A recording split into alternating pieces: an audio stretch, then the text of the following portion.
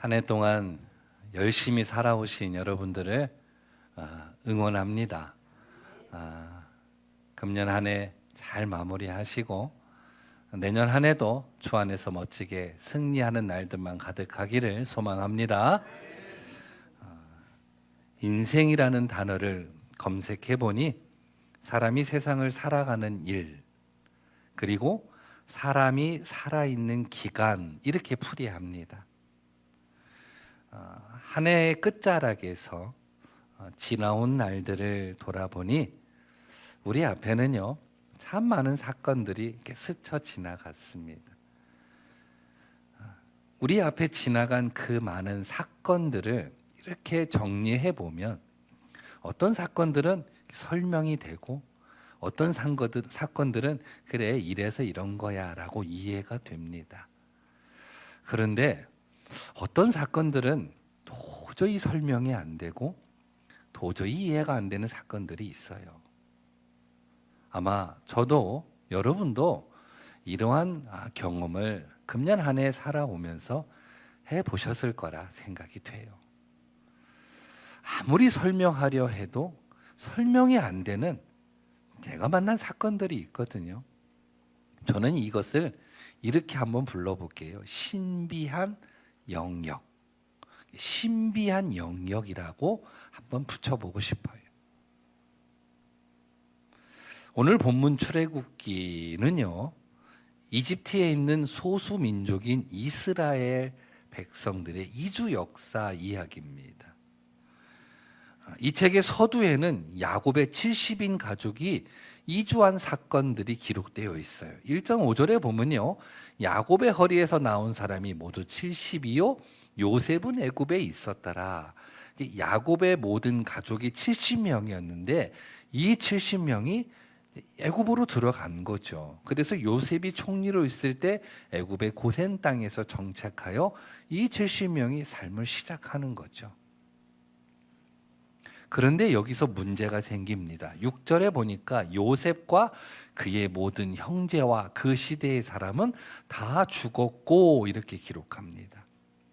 요셉으로 인해서 애굽에서 안정되고 편안한 삶을 살다가 세월이 흐르면서 요셉도 죽고 요셉을 알고 있던 왕도 죽어요. 그리고 이들을 알지 못하는 새로운 왕이 등장하면서 이스라엘 민족은요, 외국인으로 간주하게 됩니다. 애굽인들이 이 이스라엘 민족들이 번창하는 모습을 보면서 위협을 느낀 거예요. 위협을 느낀 이 애굽 왕은 강한 정책을 펴서 이스라엘을 제압하기 시작합니다.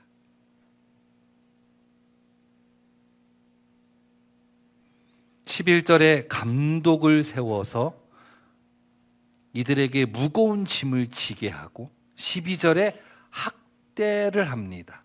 그리고 13절에 노동으로 그들을 괴롭힙니다. 그것도 모자랐는지 이스라엘 백성들이 아이를 낳을 때 감시 감독하여 딸이면 살려두고 아들이면 나일강에 던져 죽이라는 이집트 왕의 법령이 세워져요. 이스라엘 민족들이 번창하고 번성하니까 애굽 사람들이 위협을 느끼는 거예요. 그래서 무거운 짐을 통하여 고역하게 하고 학대하고 그들을 억압하고 심지어 아이를 낳으면 남자아이는 죽이고 여자아이는 살려두고 이러한 법령까지 세워서 이스라엘의 백성들을 이제 막 억압하는 거예요.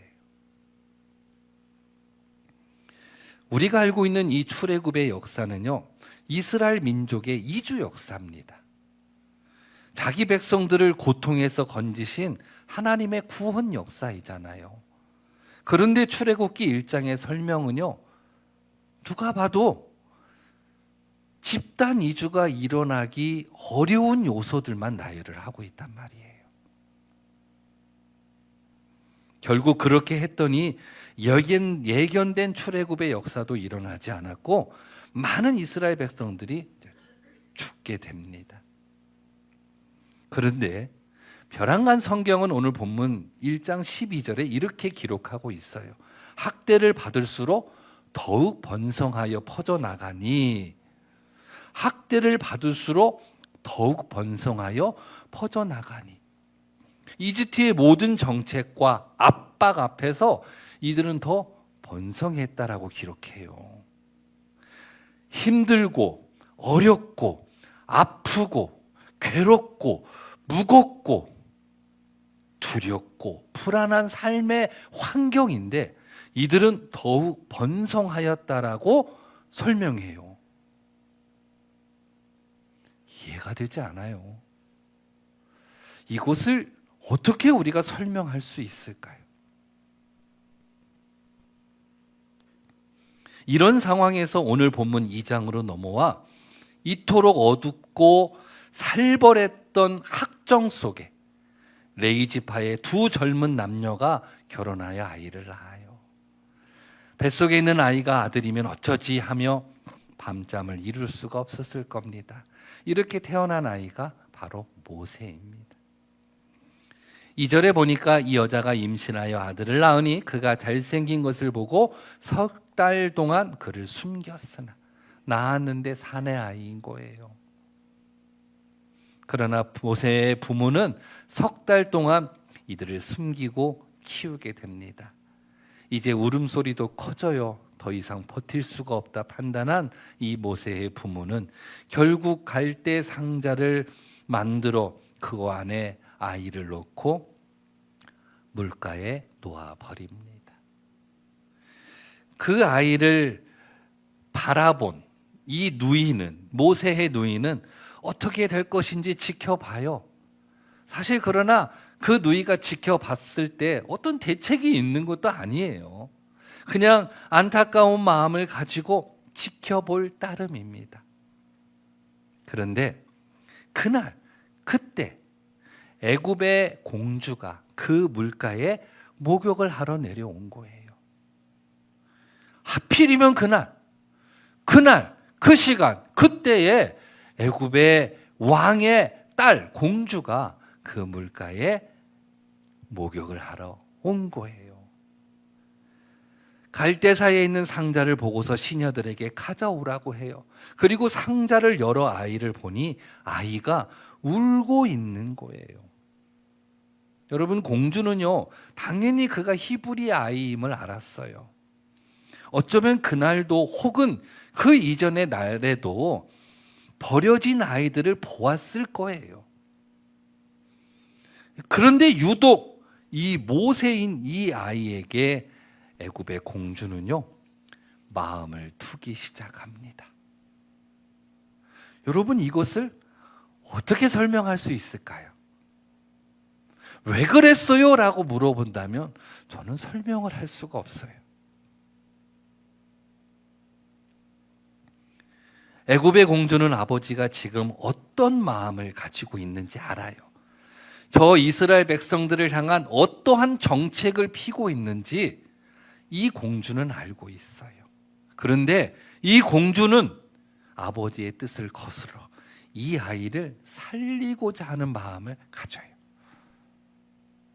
그리고 이 아이를 입양하기까지 합니다. 어떻게 이런 일이 일어날 수 있을까? 설명이 안 돼요.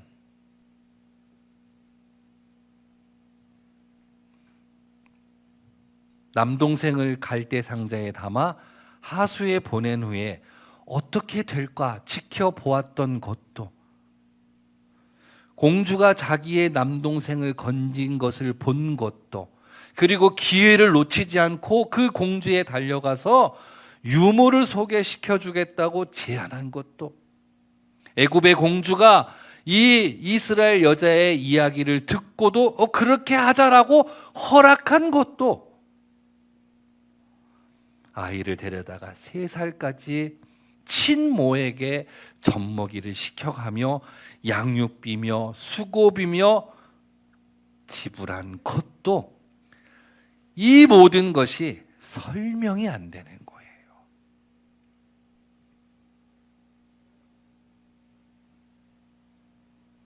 결론적으로 이 모세가 왕궁에서 자기를 낳아준 친어머니 품속에서 자라게 됩니다. 여러분, 이게 이해가 되세요?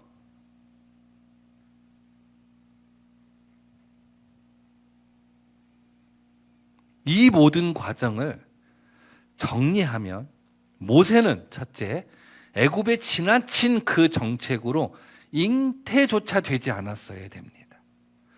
두 번째는 태어났을 때 바로의 사주를 받은 산파들에 의해서 바로 죽었어야 됩니다. 나일강 하수에 빠져 죽던지 다른 동물들에 의해서 먹혀 죽던지 둘 중에 하나는 됐어야 됩니다. 마땅히 죽었어야 될 이 아이가 지금 살아 있어요.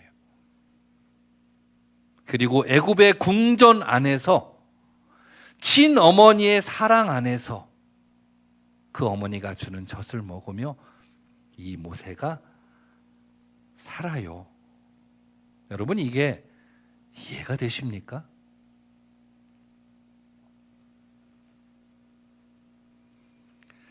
어떻게 이것을 우리가 이해할 수 있을까? 오늘 본문 1장, 2장 앞뒤 맥락을 살펴보니 여기에 하나의 단어가 등장해요.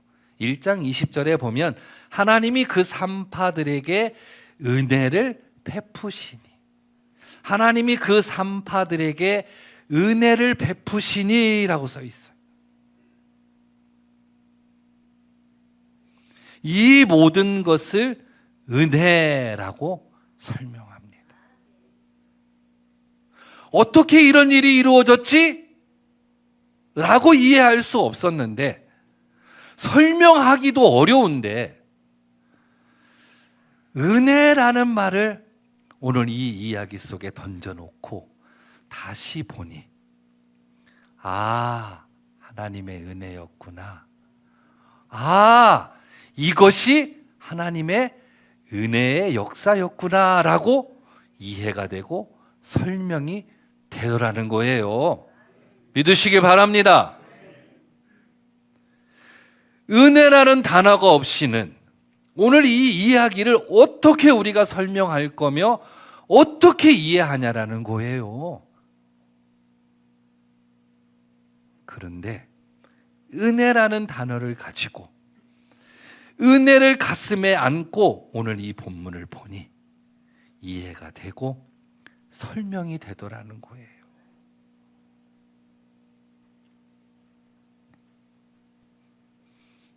이스라엘 백성들에게 무거운 짐을 지워 괴롭게 하였고 학대와 박해로 이들을 억압하였고, 그러나 그곳에 하나님의 은혜를 집어넣으니 그들이 번성한 것이 당연한 거고 그들이 승리한 것이 너무나도 당연한 결과가 되었다라는 거예요.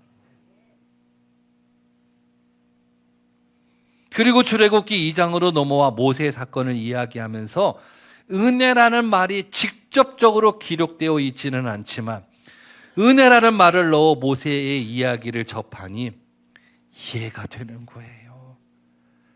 하나님이 그렇게 붙이셨고 그렇게 만드셨고 하나님이 그렇게 이루어 가셨고 하나님이 그렇게 역사하셨구나, 이렇게 이해가 되더라는 거예요.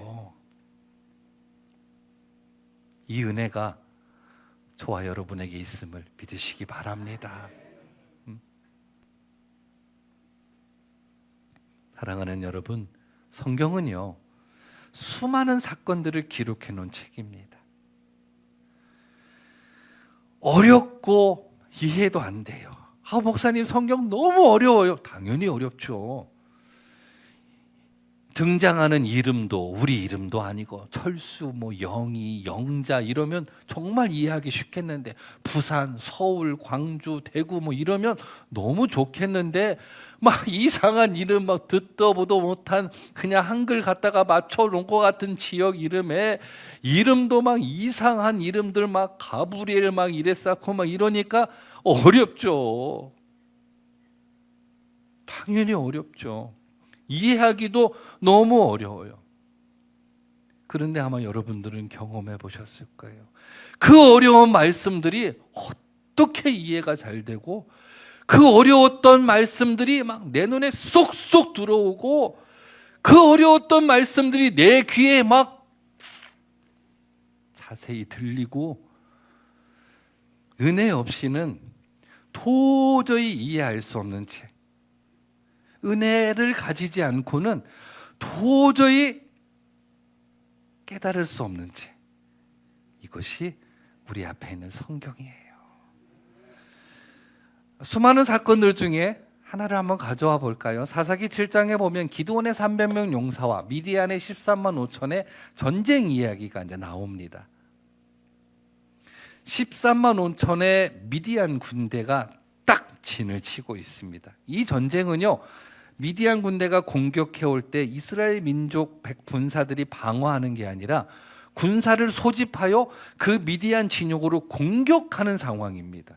근데 13만 5천인데 300명이 공격을 합니다. 이 상황을 어떻게 우리가 이해할 수 있어요? 결론을 어떻게 쓰냐면, 사사기 7장 22절에 보면 300명이 나팔을 불 때에 여호와께서 그 온 진영에서 친구끼리 칼로 치게 하심으로, 이게 이 결론이에요. 이걸 어떻게 이해가 돼요? 300명이 진군하였는데 13만 5천이 전사를 해버려요. 앞뒤 맥락을 보니까 이런 말씀이 있어요. 사사기 7장 16절에서 18절까지 보면 300명을 세대로 나누어 각 손에 나팔과 빈 항아리를 들리고 항아리 안에는 횃불을 감추게 하고 그들에게 이르되, 지금부터 아멘 하세요. 너희는 나만 보고 내가 하는 대로, 내가 그 진영 근처에 이르러서 내가 하는 대로. 지금 무슨 얘기예요? 하나님이 이렇게 하시겠다, 하나님이 이렇게 할 거다라는 것을 말씀하고 있는 거예요. 여러분, 하나님이 하신 일을 우리는 뭐라고 해요? 은혜라고 하잖아요. 하나님이 날 위하여 하신 일, 그것을 우리는 뭐라고 그래요? 은혜라고 하잖아요. 지금 이 300명의 용사가 13만 5천 명을 어떻게 이겼냐? 하나님의 은혜로 이긴 거예요. 믿으시길 바랍니다. 이 얘기를 하고 있는 거예요. 도저히 설명이 불가한 이 전쟁의 사건. 그런데 하나님의 은혜가 임하니 이기는 거예요.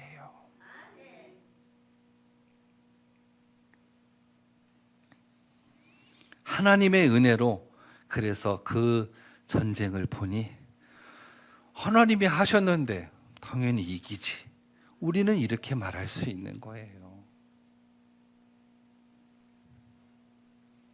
사랑하는 여러분, 오늘 우리의 지난날, 하나님의 은혜가 아니고서는 설명이 안 되는 사건들이 있지 않을까요?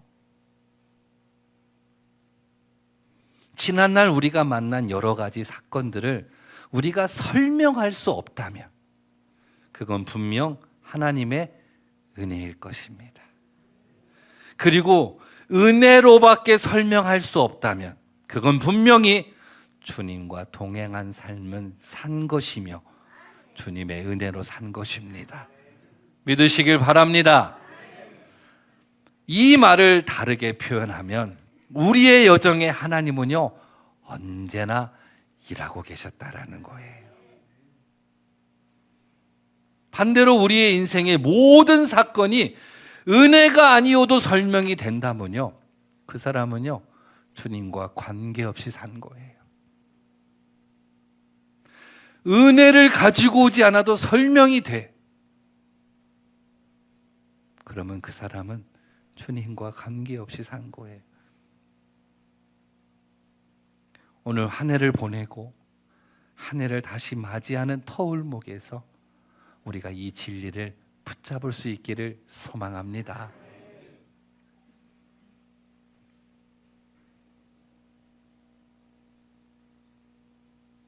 이 세상에서 가장 불쌍한 사람이 누구일까? 세상은 가난한 사람이 불쌍하고 부모 잘못 만나서, 남편 잘못 만나서, 아내 잘못 만나서 치질하게 고생만 하는 사람을 불쌍한 사람이라고 말합니다. 그런데